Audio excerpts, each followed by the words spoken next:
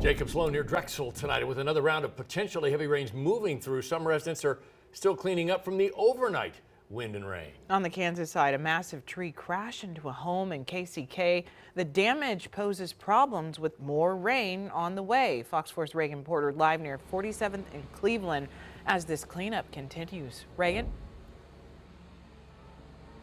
That's right, and right now it's a race against the rain as it starts to sprinkle. Crews are hard at work here to remove the tree limb that fell on this home. The homeowner tells me Friday has just been a nightmare.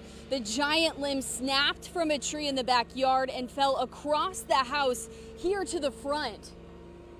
We both just jumped right up out of bed. What the heck happened?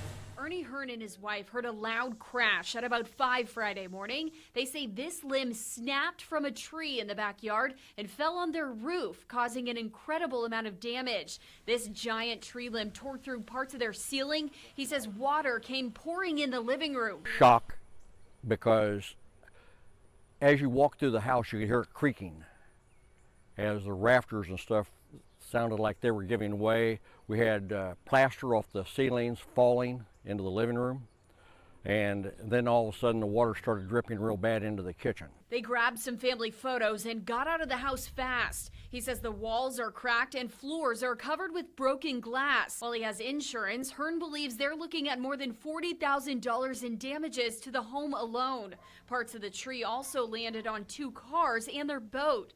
Hearn is supposed to leave for a fishing trip to Canada with this boat next week. It's tough, but it's one of those deals you have to live with it. So you just have to move on. That's all there is. The tree also pulled down power lines. The Kansas City Board of Public Utilities crew turned off power just after 11 Friday morning. An arborist worked Friday afternoon to remove the tree. Hearn says they've lived here more than 40 years. As a man, I want to cry.